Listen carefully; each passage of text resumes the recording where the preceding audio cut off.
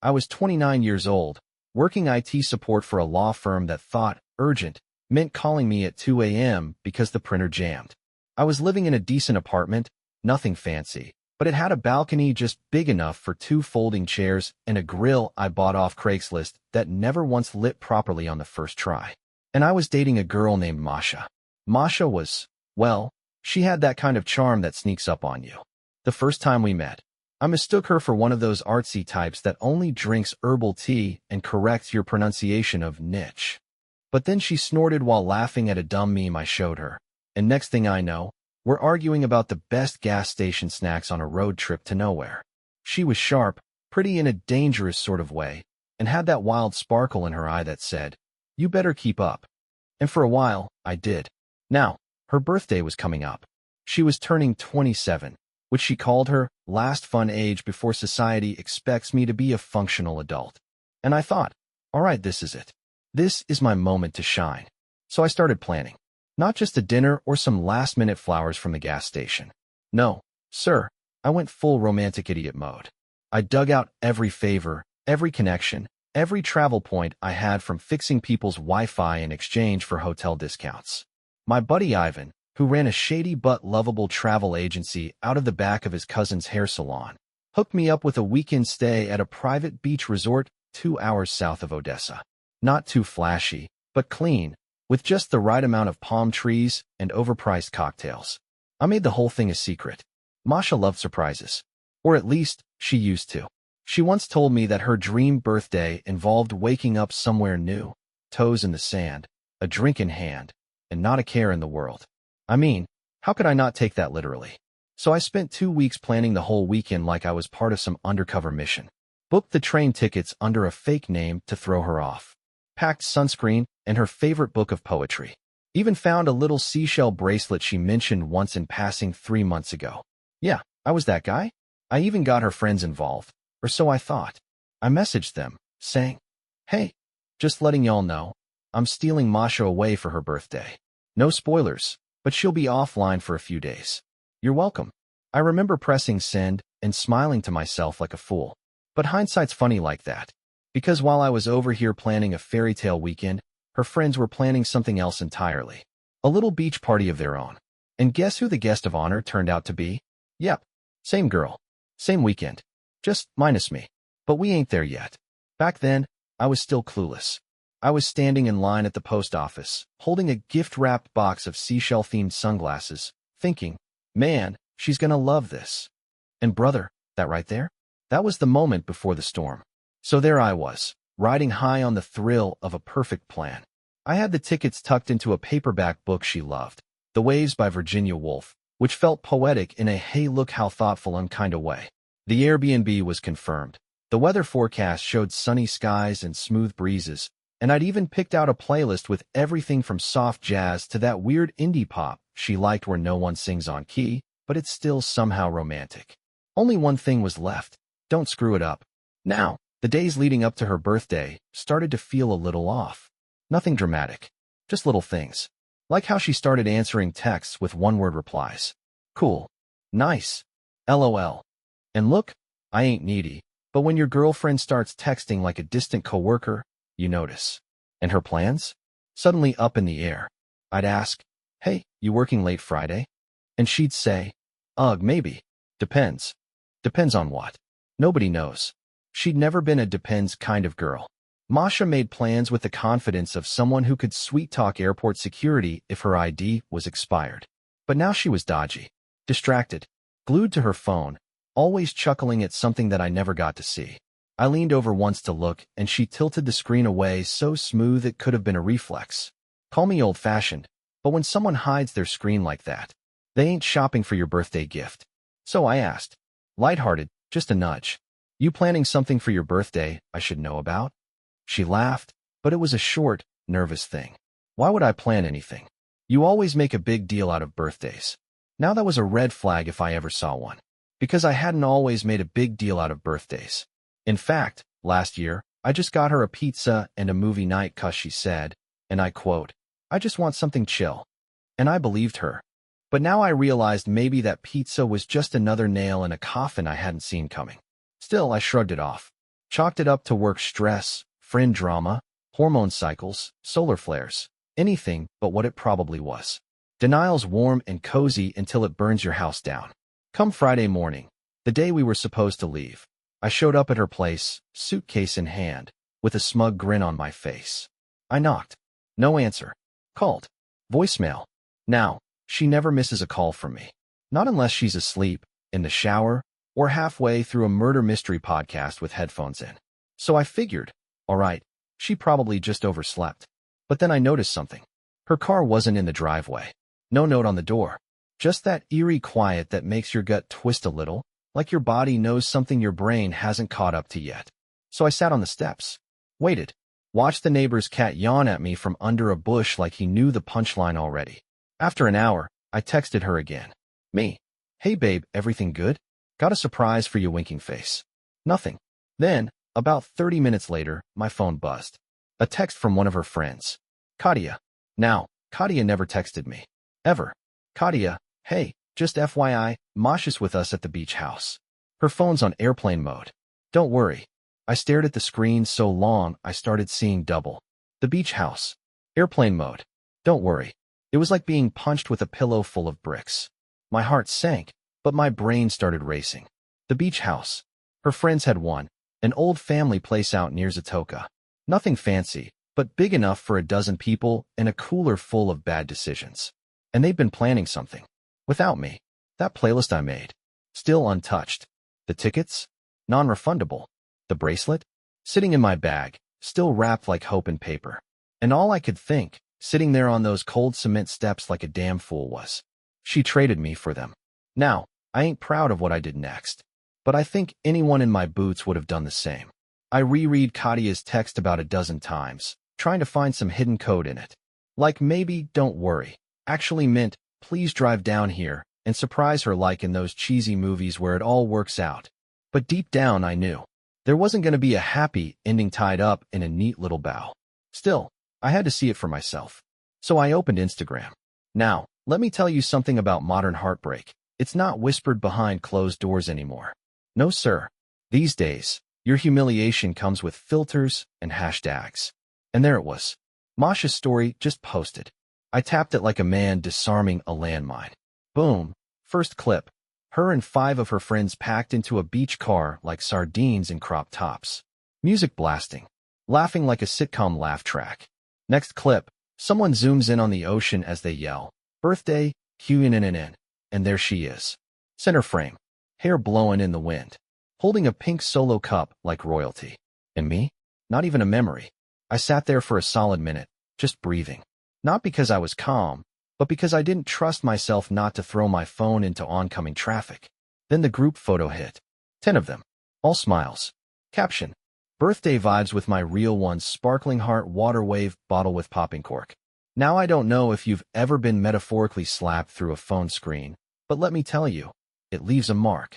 I didn't even get a happy birthday to me, post I could pretend was for us. Nah, just her real ones. You know what that phrase tells a man? It tells him he's the fake one. Now, I'll admit, I stewed. I paced my living room like a caged animal. I thought about texting, calling, driving all the way to that damn beach house, and showing up like a movie villain in sandals. But then I stopped.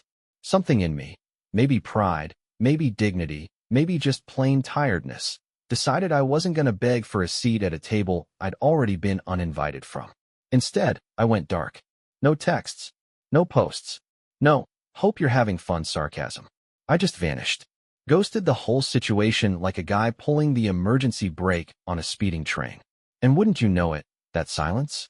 It spoke louder than anything I could have said. 12 hours later, I get a text from another one of her friends. Sophia, I think. Only met her twice. Both times she was scrolling her phone mid-introduction. Sophia, hey, you okay? Just wondering what happened with you and Masha. She's been quiet today. Oh, so now I exist. I didn't answer. Just read it. Let that scene notification do the heavy lifting. I was halfway through a plate of microwave dumplings when Masha finally texted. No, hey babe. No, sorry. Just, Masha, you didn't tell me you had plans for my birthday? Like it was my surprise party that got messed up. I stared at that message like it was a math equation missing half the numbers. The gall. The sheer Olympic-level gaslighting of that question. And buddy, I didn't even get mad. I just smiled. Because right then, I knew exactly what kind of story I was in. Not a romance. Not a comedy. A tragedy with good lighting. I didn't reply to her text right away. Not because I was trying to play it cool, nah. I just didn't trust myself to not go full scorched earth with one poorly timed thumb swipe. So instead, I walked. Out the door, down the street. Didn't even grab my jacket. Just let the wind hit me like it owed me money. I needed to think, to cool down, to get some distance from the volcano boiling inside me. The city was calm. Folks were eating dinner, walking dogs, living their lives completely unaware that mine had just taken a cannonball to the gut. An hour passed. Maybe two. When I got back, I finally sat down and typed the reply. Real calm. Real cold. Me. I planned a surprise weekend for you. Private beach house, train tickets, playlist, the whole thing. Was gonna tell you Friday morning. Instead, I got a text from Katia. Said you were already gone. So, guess you made other plans. Sent it. Nothing flashy. No name calling. Just the truth, plain and ugly. 15 minutes later, she called. And I let it ring. Now, I know what you're thinking. Jack, you really gonna ignore her? After all that effort? Damn right I did. Because you know what hurts more than yelling? Silence. Silence makes people sit with what they've done. And I wanted her to marinate in it. An hour later, she called again. This time, I answered. And brother, it was a performance. Oh my God, I had no idea. You didn't say anything. Why didn't you tell me? I thought you didn't care. Katia said you were acting distant lately, so I figured you were just gonna ghost me. I let her spin that carousel of excuses until she ran out of momentum. Then I said, Masha, you went to a beach party on your birthday with 10 people, and I was the one who was distant. She went quiet. That's when I dropped the real hammer. How long have you been planning it? She stammered. It wasn't. I mean, Katia mentioned it, like, a week ago. I cut her off. I talked to Ivan. You know, the guy I booked the trip with? He said Katia was at the salon 2 weeks ago talking about a birthday girls' weekend and ordering matching swimsuits. You didn't forget. You just chose them. Silence. Then the tears started. Now I ain't heartless, friend. Hearing someone cry on the other end of a call, even someone who just pulled the rug out from under you, it hits a part of you that's still tender. Like an old bruise that never quite healed. But I didn't back down. Tell me the truth, I said. If I hadn't found out, when were you going to tell me? Long pause. Then she whispered, I don't know. That right there? That was the nail in the coffin. Not the party. Not the friends. That answer. I don't know. Because it meant she hadn't just made a bad decision, she'd made a choice. To lie. To leave me out. To pretend like I was some nice guy she dated until the beach trip came along. And the worst part? She didn't feel bad until she got caught.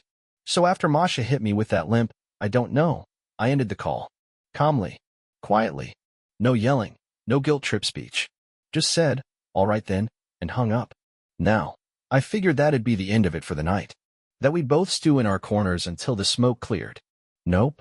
What happened next felt like that scene in every war movie where the soldier steps on a landmine and hears a click, but the explosion doesn't come right away.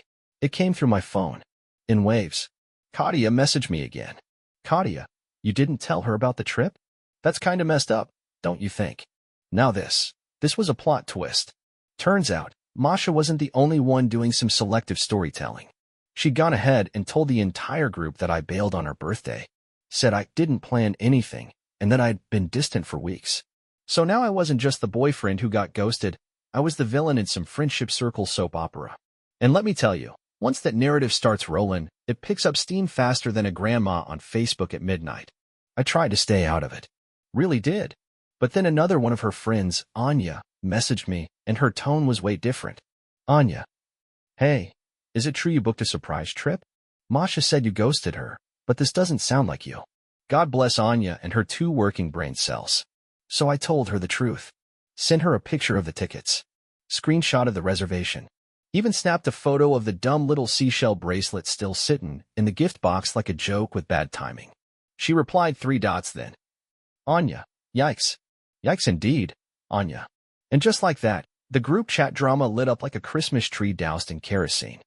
Next thing I know, I'm getting screenshots forwarded to me from a buddy who happened to be friends with Katia's boyfriend. Because of course the group chat had been talking sides, and they didn't think I'd ever see what they said. One gem read, Masha, honestly, he's sweet, but kinda boring. I needed a break from him. Another, Katia, she deserves a weekend with people who actually know how to have fun. It's not like they were serious. Not serious. You know, it's funny. You can sit next to someone every night, watch movies, rub their back, share your fries, and still not see the blind side coming. Now at this point, I was angry. Not loud angry. Cold angry. That kind of quiet fury where you suddenly find yourself cleaning out your sock drawer just so you don't text something you'll regret. But the cherry on this Sunday? Masha posted another photo. A mirror selfie in the beach house bathroom, captioned, Peace, clarity, and knowing who you are dizzy sparkles. And brother, that's when I realized. This wasn't just a one-off betrayal. This was a rewrite. She was rewriting the whole story. Changing the narrative. Turning our relationship into some vague, unfinished thing she could escape from like a bad yoga class. But here's the kicker. I wasn't gonna let her end the chapter without me getting the last line. So I got to work. Not petty revenge. Not shouting into the digital void. Nah, just one post. A picture of the bracelet. On the train ticket. Captioned, Some trips are solo after all. Posted it. Logged off. Let the silence do its thing. And oh buddy, it did. Monday morning rolled around with the weight of a hangover, except I hadn't had a drop. Just the emotional kind. You ever feel tired in your bones from just people? That was me, sitting in my kitchen, drinking coffee that tasted like disappointment and waiting for the fallout. I knew Masha would be back that day. Not 'cause she told me. Oh no, she hadn't said a word since I dropped that message and that photo. But her Instagram told the story. Last post was from the back seat of a blah car, captioned, Back to real life, weary face. Real life. I had a feeling she wasn't talking about her job. Around 4 p.m., she showed up at my apartment. I knew she was coming before she even knocked. Heard her walk up the steps with that same shuffling stomp she did whenever she was mad but trying not to show it. I almost didn't answer. But I did. She stood there on the other side of the door wearing sunglasses, indoors, mind you, like she was trying to keep the guilt from leaking out her eyeballs. She looked smaller. Not physically. Just less certain. Like she knew the role she'd been playing in her beachside drama didn't quite fit now that she was standing back on the concrete of real consequences. She didn't say hi. Just, Can we talk? I let her in. Not because I owed her anything, but because I wanted to hear it. All of it. Straight from her lips, without the glow of ring lights or the background of clinking wine glasses. She sat on the couch like it was someone else's furniture. Fidgeted with her rings. Took off her sunglasses like she was about to testify in court. I didn't mean to hurt you, she said. Now, I don't know why, but that line right there always grates on me. Like, what did you mean to do? Surprise me with spiritual abandonment? I just nodded. Let her keep going. It wasn't planned like that. The trip, it just kind of happened. Katia mentioned it, then Sophia booked the place, and suddenly everyone was on board. And I thought you didn't have anything planned. So you left without asking? I didn't want to make things awkward. Well, guess what? Mission failed. I asked her straight up, Did you ever plan to tell me? She hesitated. That kind of pause where the answer's already screaming between the silence. I don't know, she said again. It all just got complicated. I leaned back, arms crossed. Complicated is a flat tire on the way to dinner. This was betrayal dressed up in a crop top. She flinched a little, but I wasn't mad anymore. Not like before. I'd cooled past anger and into clarity. I asked her, Why didn't you want me there? She looked away. I wanted to feel free. For once. Like I wasn't stuck in anything. Stuck. And that's when the truth finally tumbled out. Not in a big dramatic speech, more like a slow leak. She told me she felt boxed in. That being with me was comfortable, but not exciting. That she wanted a weekend to find herself, and her friends told her that didn't include boyfriends with dad energy. Dad energy. Lord help me. Now listen, I'm not some thrill-seeking Instagram boyfriend who does backflips off yachts.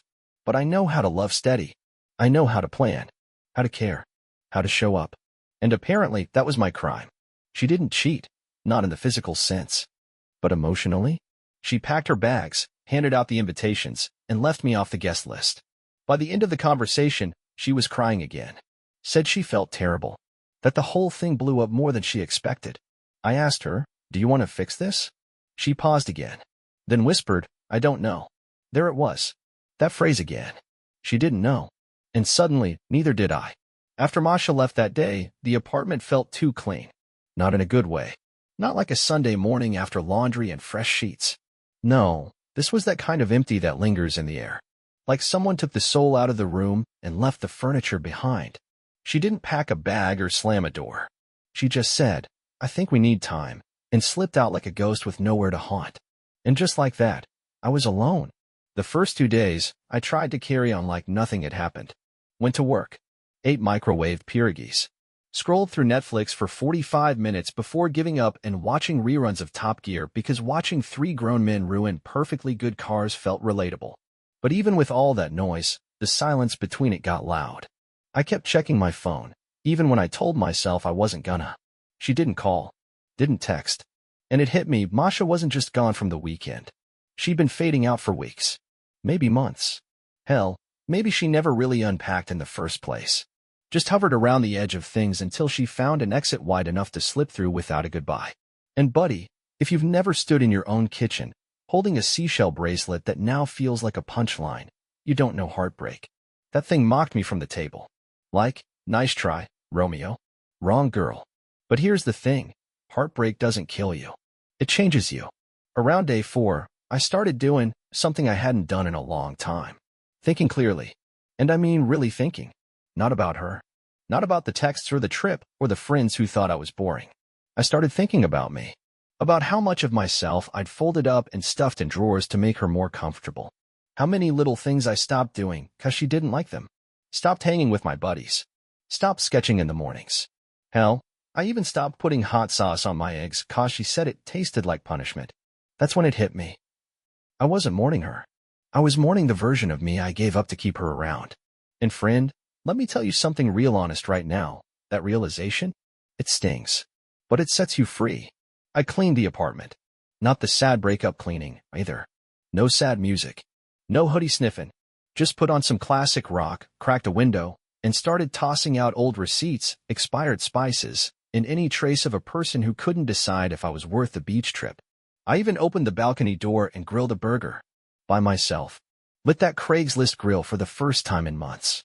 It took 3 tries, like always, but it fired up, hissing and sputtering like it missed me. I sat out there with my burger and a beer, watching the city go by. And for the first time since all this mess started, I smiled. Not because things were perfect, but because I realized I didn't need him to be. It came in on a Thursday night.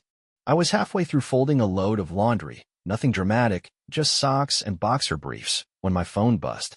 Masha. Hey, can we talk soon? I've been thinking a lot. Now, let me tell you, that's a dangerous text. It's not quite an apology. Not quite a trap. It's a fishing line cast into your better judgment, baited with nostalgia. I stared at it for a long time. Didn't reply right away. Walked a few laps around the apartment first.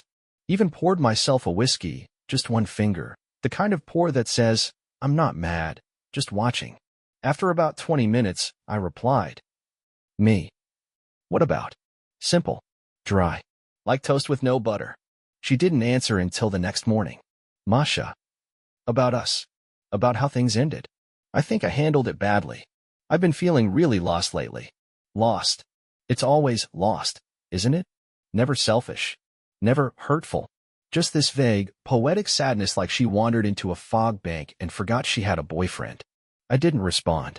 That afternoon, I saw she'd watched every one of my recent stories. Even the one where I posted a photo of my sketchpad, something I hadn't touched in months. That little post got more reaction from strangers than she'd given me in the last half of our relationship.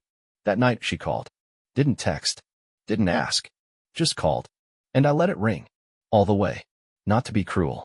Just to let her sit in the silence she'd handed me first. She left a voicemail. Breath shaky. Voice low. Said she'd been confused. Said the trip was supposed to be fun, not hurtful. Said she missed me. Said she didn't expect me to disappear. I played it twice. And both times, I felt that old tug. That familiar ache that shows up when you remember the good stuff. The way she used to laugh when she couldn't finish a sentence without choking on it. The way her fingers curled around my arm when we watched movies. But then I remembered the silence on my birthday weekend. The group chat jabs. The real ones post. The sunglasses in the mirror. And I realized. I didn't miss her. I missed who I thought she was. So I didn't call back. I wrote a message instead. Me. I'm not mad anymore. But I'm not interested in rewinding either. You made your choice. I've started building a life without you in it. And you know what? It fits better. I hit send, turned off my phone, and slept like a man who'd finally put the last nail in the past. A week after that last message to Masha, I did something small but big. I deleted her number. Not blocked, not rage deleted in a fit. Just gone. Quietly. Like taking an old jacket off a hook and giving it to Goodwill. Doesn't fit anymore. Doesn't keep you warm. Time to let it go. And that, my friend, was the start of what I now call the fresh air phase.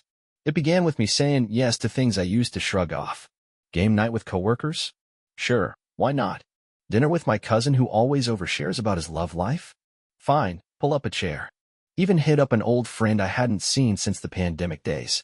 We grabbed drinks, talked life, laughed about how our 20s ended with more receipts than trophies. And the craziest thing? People started saying I looked different. Not like I'd lost weight or changed my hair. Hell, I was still wearing the same 3 shirts on rotation. No, it was something in the eyes, they said. Like I was there again. Now don't get me wrong, it wasn't all roses.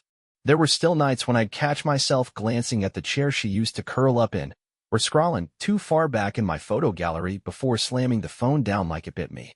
But those moments? They passed quicker each time. Then came the big one. I took the trip. The beach trip. The one I'd planned for her birthday. I packed up that same seashell bracelet, not as a gift, but as a relic, like carrying the bullet they dug out of you after the war. I didn't invite anyone. Didn't post about it. Just went. 3 days by the sea. Salt in my beard. Sand in places sands got no business being. And for the first time in a long while, peace. Not the loud kind, with music and celebration, but the quiet kind. The kind you feel in your ribs. I watched the sun dip into the water each evening with a cold beer and no one to explain myself to. Woke up when I felt like it. Ate like I wasn't trying to impress anyone. Laughed out loud at stupid things I saw, just for me. And somewhere in the middle of that second day, right between reading a book I forgot I loved and getting sunburned on one calf, I realized something. I wasn't broken, just rearranged. Turns out, when someone walks out on you, it makes room for better things to walk in, like honesty, peace, and a fridge full of beer no one else touches. And wouldn't you know it, on the train ride home, a girl sat next to me. Brown eyes, chipped nail polish, earbuds in, reading The Waves by Virginia Woolf. I chuckled. Couldn't help it. She glanced over, smiled, said, "You like this one too?" And I said, "It used to mean something else." Now, I'm starting to think it might mean something new. Funny thing about pain, it don't send you a goodbye card when it leaves. One day it just stops walking beside you, and you realize you've been carrying yourself for a while. It had been 3 months since Masha ghosted me for a party on the sand. 2 months since I told her I wasn't coming back. And 1 month since I stopped checking her socials entirely. I hadn't seen her. Didn't need to. The story was finished, and I wasn't looking for a sequel. But I was starting to write a new chapter, page by page. That girl from the train?